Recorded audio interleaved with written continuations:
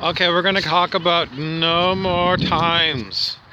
How many goddamn people are going to be like incredibly dumb? Between 45 to 50% of the people are incredibly dumb. So we want to remind you that you might as well consider these dumb people to be zombies. They're never gonna get it. You can explain it again and again and again. They're never gonna get it because they're zombies. They can do basic things, but they cannot change their minds.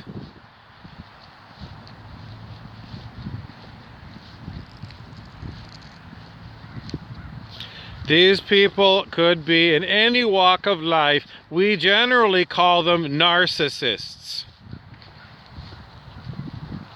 With a huge number of narcissists on the planet, you have got a lot of hard, toxic people. How do you live on a planet with such a high percentage of toxic zombies? It's not the same as sheeple, by the way. Toxic zombies are not necessarily sheeple. Toxic zombies are the ones who are unable to understand anything. Brain damaged, you might say. But in a different way, perhaps. In other words, they don't appear brain damaged, but they have ethical problems that they resolve in favor of a nightmare scenario.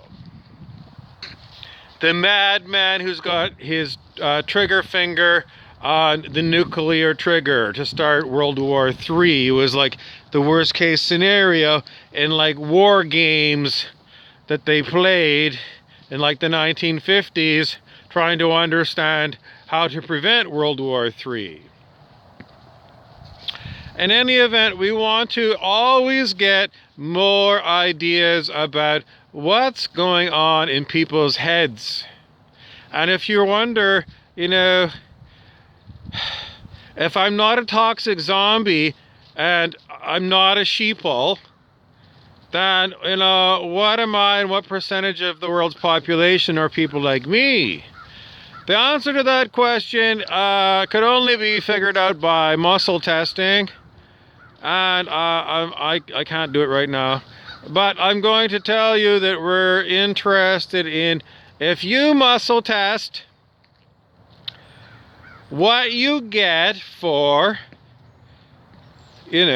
true and false on whatever statements you come across that you want to check to see.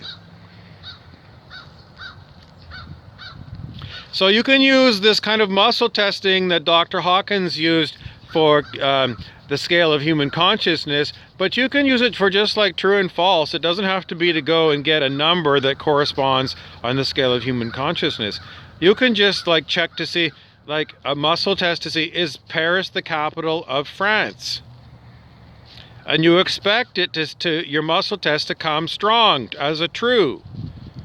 So you can go and just practice on simple facts, like facts that you would teach a 5-year-old, like, what's the name of that tree over there? That's a pine tree. That's a eucalyptus tree.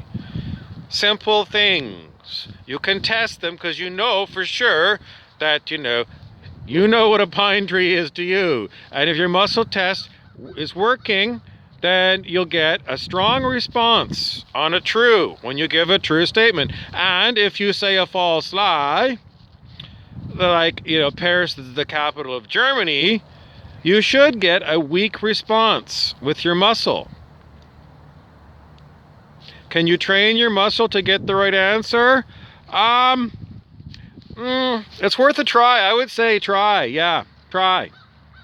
It'd be like programming your muscles to understand these things, and the rest is all connecting to source fields for your questions and for the answers that come back.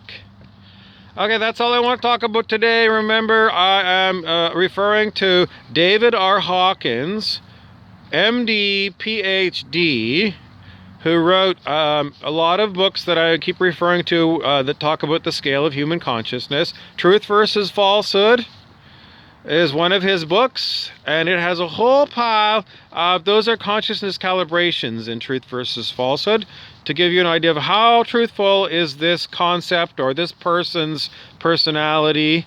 And you can get all kinds of good information from there. At the time when this was published, the U.S. was it was some kind of a war in the Persian Gulf, that area, the Middle East. And Dr. Hawkins was calibrating the consciousnesses of, for example, the policies of the Bush administration dealing with Saddam Hussein.